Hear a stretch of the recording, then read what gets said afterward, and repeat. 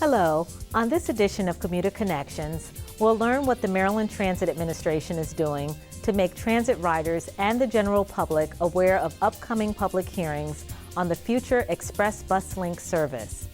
We'll hear from the head of MTA, who recently sat down with Maryland Public Television to talk transit. And in observance of Black History Month, we'll take a look inside Maryland's Reginald F. Museum. All right here. MTA TV, the recipient of a 2015 Telly Award for Television Excellence.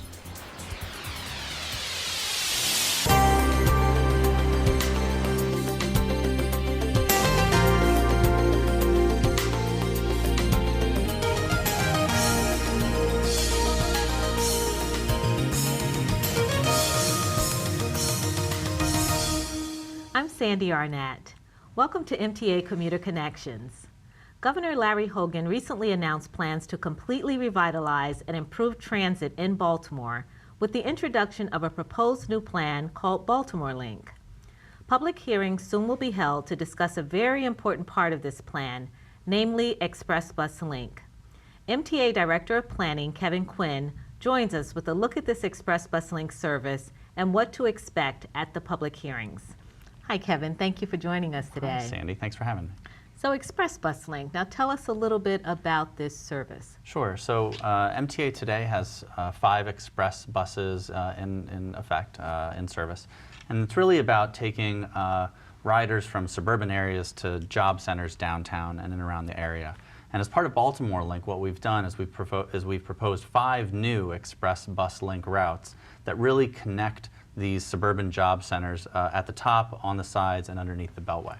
Okay, so this will be able to get more riders where they need to go. That's right. It's really about making it so everybody doesn't have to get downtown to get where they want to go. It's about connecting folks from, say, White Marsh to Towson, Towson to Owings Mills, Owings Mills around to BWI. Oh, okay. So how did this idea come about? Sure. So, we heard a lot from our riders. We heard a lot from our riders about that they didn't need to make sort of that V to go downtown from, say, White Marsh to downtown just to take another bus to go back out to Towson. Right. So, we heard from our riders and we took a look at really regional trends and the way the region has grown. And, in examining that, we saw that, there's been a lot of job growth in and around White Marsh and around Towson and those kinds of areas. And so, what better way to serve our customers and to connect those job centers to get people to where they want to go? Because I understand that it seems like we haven't had a change in the way transit is designed. It's probably been, what, over 50 years? It's been quite some time, and we're really due for a new redesign. And we think that this refresh and this new service really reflects today's demographics and job patterns. Right. And people are working, doing more commuting. That's so right. Would you say that a lot more people are commuting these days than before, and is this helpful as far as like getting more cars off the road? Yeah, sure, certainly. These express buses, say from White Marsh to Towson, we have the 120 express route today that's highly successful, and is really about getting cars off the roads and getting people a real direct connection to where their job is downtown, at Hopkins, other areas. Okay. Now there are public meetings that will be coming up. Can you explain a little bit about the process leading up to these public meetings so that your transit riders and just the general public will know what to expect? Sure. We're looking at 5 new express bus routes. We're still examining all the public comments that we've received as part of the Baltimore Link process. We've done over 13 public workshops and received over 1,500 comments to date. That's a lot. Yeah, it's been fantastic. And so as we're examining those public comments, we're really evaluating where those express routes should be and where the stops should be. And so right now it's looking like we'll be having 5 public hearings, 5 or 6 public hearings around the region, White Marsh, Towson, Owings Mills, Linthicum in the BWI area, and also one probably downtown. Oh, okay. So how do you determine where the hearings take place? Sure. So we take a look at the geographic area that's going to be affected by these new express routes. This is a chance for the public to really provide some formal feedback to the planning process, and also to really get the word out that these are new services that are going to be coming up. So we'll be doing these public hearings in March, roughly the end of March, with the services starting in June. Oh, okay, that's awesome. So the comments that you get from the public hearings will impact the routes, anything based on the routes? People will be able to make changes if needed? Yeah, sure. Our intent with the public workshops that we've just finished is really to try to get ahead of that. Our real goal and expectation is that by the time we get to the public hearing, there aren't any surprises that we're going to hear, and that we've heard everything that we can from our riders, and that we've developed really good, well-performing routes that are going to get people to their jobs. Okay. So when will the comment period end, or are you still taking comments? So our formal comment period ended on Monday the 11th. Okay.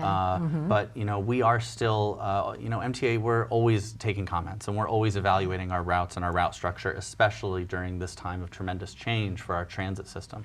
So we're continually getting comments, and we look forward to getting more comments. Okay. Now I understand that recently in Annapolis, you actually sort of took the show on the road and went out to Annapolis, talked to legislators to educate them on Baltimore Link and to talk a little bit about the Express Bus Link service. How did that go? Yeah, sure. So yesterday we had a fantastic open house in Annapolis. I think we had over 150 elected officials or their representatives join us at that. It was a fantastic event and received a lot of public comment, and we spoke with a lot of elected officials about these express services and about these great, job connecting services that, they were going to be able to have and advertise and put out there for their constituents. The elected officials, just as we do, they want to solve traffic problems. They want to solve congestion. They want to get cars off the road because they know that improves people's quality of life. And so, we're on the same page with them on that. And it's about getting people to jobs and really creating a very comprehensive, cohesive transit network. Well, it sounds like it was very well received. It sure was, yeah. Well, thank you again for joining us. Sure. Coming up next, MTA Administrator Paul Comfort recently sat down with Maryland Public Television to discuss public transportation in our region. We'll have that next. Stay with us.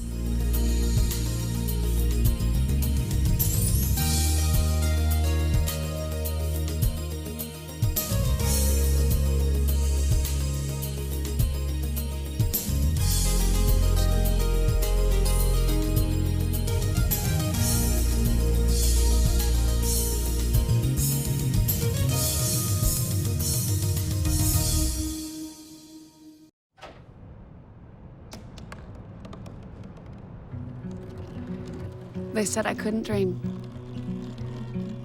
Called me a piece of trash and swore that's all I'd ever be.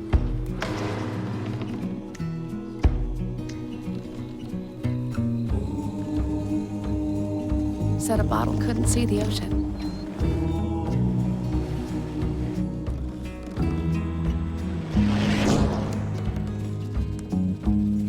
Give up. Go back to the dumpster. But I didn't listen.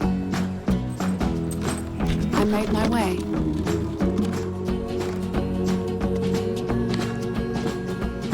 And now, I am what I've always wanted to be.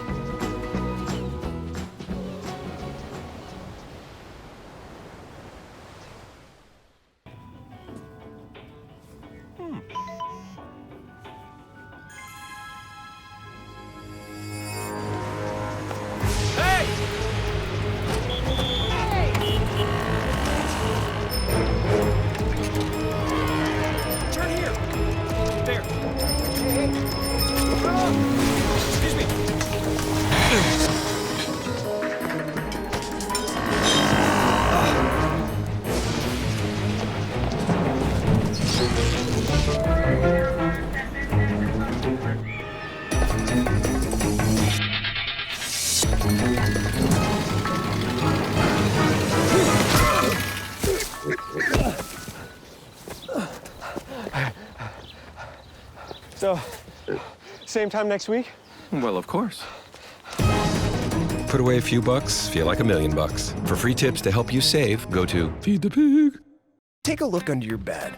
Find stuff under there? What about jobs? No? Now try your closet. Still no jobs, just more stuff? Well, you really have both. See, stuff is defined as household articles considered as a group. Sometimes this stuff is no longer needed. Wait, no longer needed? That can't be right. Because remember those jobs you were looking for? Those are really needed. And they're the stuff inside your stuff. Our job is to unlock those jobs. And it starts when you donate your stuff to your local Goodwill. Here's how we do it. When you donate to Goodwill, we sell your stuff to provide job training for people right here in your community. So just by teaming up with Goodwill, you help create jobs. And isn't that worth parting with the leftover keytar from your 80s cover band? Goodwill. Donate stuff, create jobs. MTA Administrator Paul Comfort recently sat down with our media colleague Jeff Salkin of Maryland Public Television to talk about transit in our region and the governor's plan to improve MTA services for Baltimore residents. And here's that segment. Joining us now is Paul Comfort, Administrator of the Maryland Transit Administration. Paul, thanks for being with us. Thank you, Jeff. You have rolled out a new map. Governor Hogan rolled out the map for big changes in the Baltimore bus routes. In a nutshell, what's it going to do? So the transit system that we have in Baltimore now, in my opinion, is broken. It doesn't work very well. It was set up 50 to 100 years ago when Baltimore wasn't the 5th most congested city in America. So the route structure is based on a linear model where buses go from one side of the city to another, and it's a one-seat ride. We're basically changing the map to what we call a hub and spoke system. So now we'll have hubs, and you can see it on the map on the screen. They're the little white areas, and people will ride these new 12 color-coded CityLink routes, which will run at high frequency at 10-minute rates, so you don't even need a schedule anymore. You can just stand out at one of these routes, and a bus will be there every 10 to 12 minutes. And instead of getting stuck in the traffic downtown, the traffic lights, you'll do a time transfer to another route or to our light rail or metro system. So we're maximizing the rail we do have in the city by linking the bus routes to the rail. Now, a lot of the bus routes connect to the Baltimore Metro and the light rail already. But not as much as it should, and they're not time transfers. And a lot of the routes, all go, the way our current bus system is set up, it's like a sand clock on a side. So the routes come in from the east and west and come down those 4 streets in the skinny middle, Pratt, Fayette, Baltimore, and Lombard streets, and they get jammed up at traffic lights and traffic. And so we're talking to the city about giving us some bus-only lanes and transit signal priority, where the intersections, the lights will turn green for the buses. And we've got the money. The governor gave us the money in our budget, $11 million, to pay for it at 200 intersections in the city and on our CityLink buses. The mayor was less than enthusiastic about this. Some other city officials were more enthusiastic. But to do this, do you need the city's support? They have been supportive generally of what we're doing. I mean, the mayor told me, Paul, it's something that needed to be done. It's not, they wanted some other things, maybe this isn't that, but this is a definite improvement. And, to be honest with you, 380,000 people a day ride the total transit service in Baltimore. 2/3 of them ride the bus. Baltimore, primarily people ride the bus service there, 260,000 riders a day.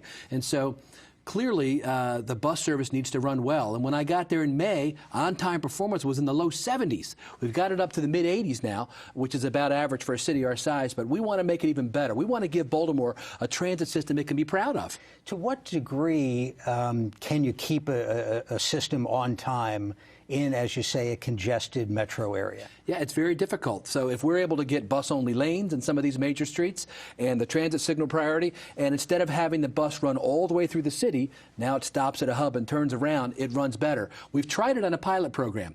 We started in October. We announced the Quick Bus 40 route, which goes from Baltimore County to CMS, Center for Medicaid, into the city and turns around at City Hall. We added 4 more buses to interline it so it would mimic what we're going to do with CityLink with these color-coded routes. And it's been tremendous. The ridership from November over October is up 1,000 passengers a day. People love on-time service with a clean vehicle and a courteous driver, and that's what we're trying to deliver. How long does it take to get from CMS in Woodlawn Security to City Hall?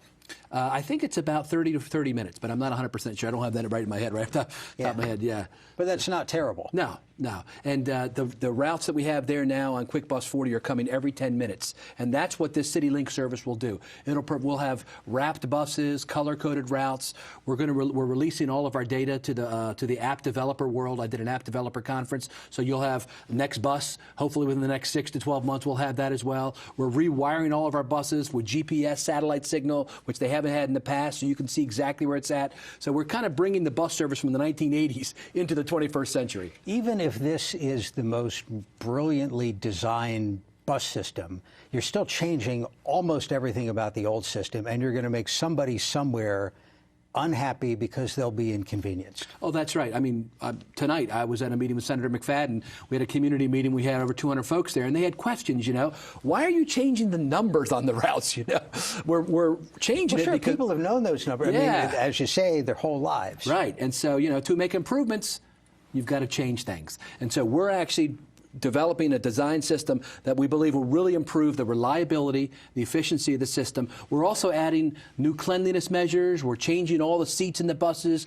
to new seats that have like Scotch Guard and antibacterial on it. We're revamping all of our light rail vehicles. They're getting a mid-life cycle rehab, and we're replacing all 90 of the subway cars. That's going to be $500 million. So that's all on top of the $135 million that the governor's adding for new bus service. So it's a whole new makeover for Baltimore's transit system. You're talking about brand new subway cars. Brand new, all 90 of them. We're replacing them. We had a pre-bid meeting and the wiring in the tunnels. We had 150 vendors out to the pre-bid. It'll be the single biggest contract in MTA history. So the Baltimore City transit system, that's not just bus, it is the rail and the light rail are getting a complete overhaul over the next couple of years. What's ridership like on the subway? So ridership is 45,000 a day right now on the subway, and on light rail it's 25,000. Both are less Both than... are down.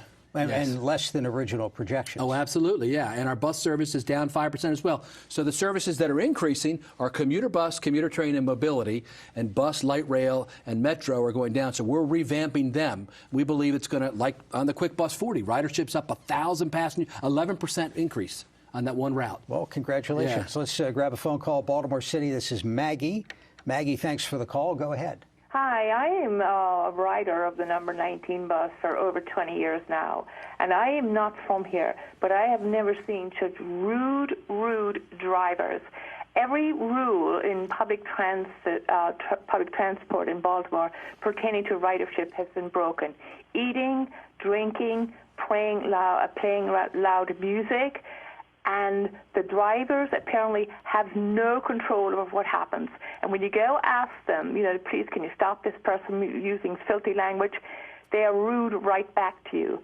And recently, because I work for the Maryland Attorney General, the 5 cities around the United States, 5 worst and the rudest drivers, number 3 of that 5 was Baltimore City. Maggie, let me get you an answer. Thank you for calling. What do you do about thank it? you for that input. I mean, I've heard that, I've been here 7 months in this role, and what I've heard is your buses are dirty, your buses are late, and your drivers are rude. That's a lot of the comments I get. So this new Baltimore Link plan, in addition to that, we're also working on an overhaul of kind of the culture of the MTA. It's 3,300 employees, and I've instituted new training for all of our receptionists to make sure on the phone that they all answer with courteousness. All the managers and supervisors are going through customer service training. The Hogan administration and his whole team, I was talking with a comptroller the other day too, we're all focused on improving customer service. So part of this whole rollout is also improving what she's had a bad experience. We're also adding new police officers. We're adding a new cleanliness campaign. It is against the law to eat and drink on buses, but it's not really well enforced.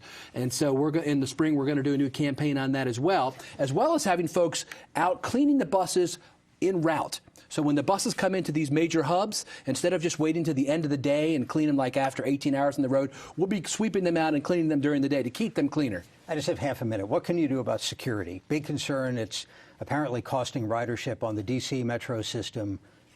What's the fix? I'm real happy to announce tonight that we may have one of the safest transit systems in America. Some new data is going to be coming out. The top 12 transit systems have just released data that says that we had the lowest number of Part 1 crimes of any transit system in America in raw numbers of the 12 major systems. We only had 1 Part 1 crime per 400,000 riders. We had no rapes, no murders, and no shootings on our transit system last year. 2015 is turning out to be a tremendous year for transit safety in Baltimore. Paul Comfort is going to make the buses roll on time. Thank you for stopping by. And thank you, Jeff. Good luck. Coming up next, a look at the Reginald F. Lewis Museum when we continue.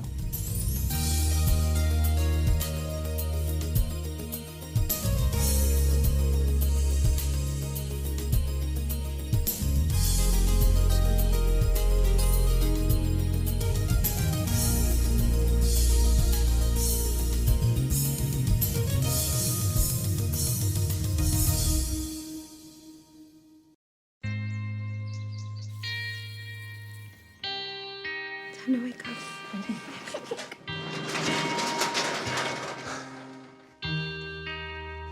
I've got a job to do today. I've got a job to do today. Don't forget, you've got a job to do today.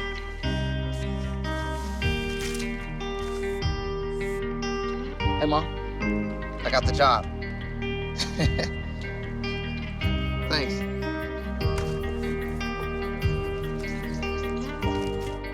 I've got the job. Welcome aboard.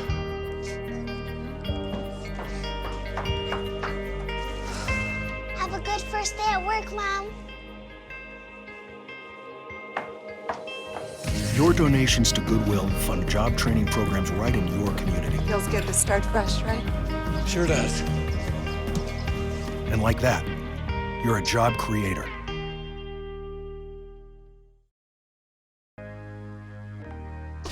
All in together now. We can make it better now. Come on, can we do it? Yeah, you know that we can. We rope it up. Cause we know how to jump. We roll it out. Cause we know how to skate. We'll cut it down. Cause we know what to eat. We'll swap it out. We eat healthy stuff. Can we do it? Yeah, you know that we can. Can we do it? Yeah, you know that we can. Yeah, well come on. Today's a good day to grab your kids and hang out with them for an hour. Dance, walk, play a sport, or cook a healthy meal. Because just moving a little and eating better every day can help make you and your child healthier.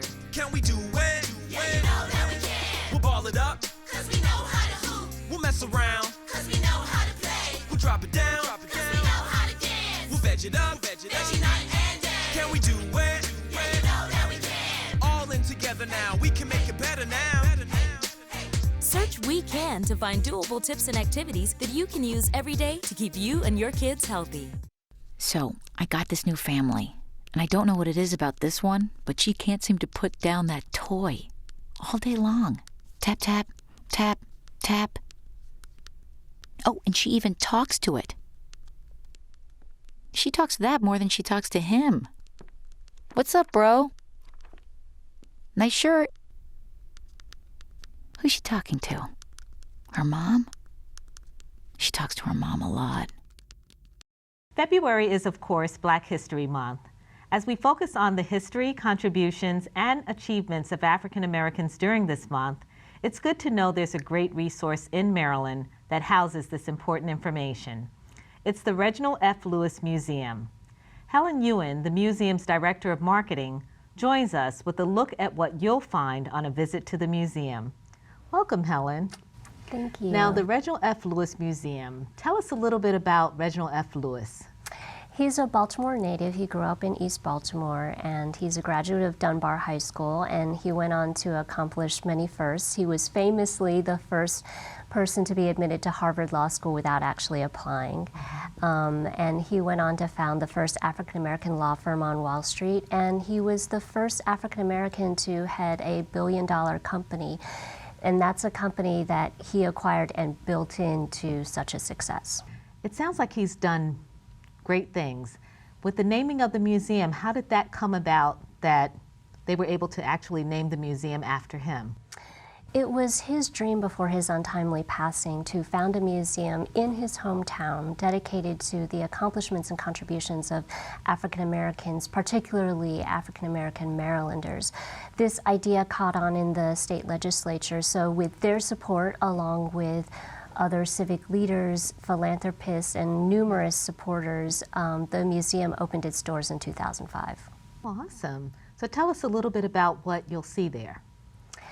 So Black History Month is woven with live music because music is such a major part of African Americans' contribution to American culture. So we kick off with a performance by Morgan State Choir. They'll be performing spirituals and gospels. And if you caught their show by TV at the White House this past spring doing gospel, I believe Michelle Obama, our First Lady, was up on her feet rocking with everybody else. So it's going to be a great time. And then on Third Thursday, we host guitarist Kevin Jackson. And that's part of our regular Third Thursday series, where on the third Thursday of the month, you can come in for a live jazz show, and our galleries are open late.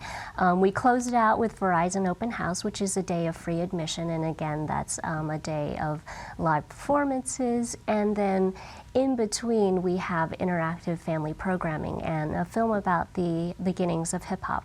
That's awesome. And actually, I think the Maryland Transit Administration will be participating, or may be participating in that event this year. Yeah, we look Now, you forward to mentioned having you Morgan. What date is that event where you have the choir there? Because they really are very good. They're really a jewel in our midst. That is Saturday, February 6th. February 6th. Okay, great. So how many people would you say visit the museum each year? Yeah, it's in between 30 and 40,000 every year, and so we host school groups, we host teachers coming to do professional development at the museum. We see visitors come from Baltimore and the surrounding counties and the Mid-Atlantic region, and really from around the world. That's great. And you're in a prime location, right there on Pratt and President, right? Right, we're right next to the Inner Harbor, so we're easy to get to, whether you're coming from Baltimore or beyond. Oh, okay, great. So how are you getting the word out? Because I know I've heard that with it being such a gem in Baltimore, you know, there's still so many people that haven't yet taken advantage of visiting the museum. So how are you reaching those folks? Well, through opportunities like this, as well as you can find us on social media, Facebook, Twitter, Instagram. Our website is lewismuseum.org.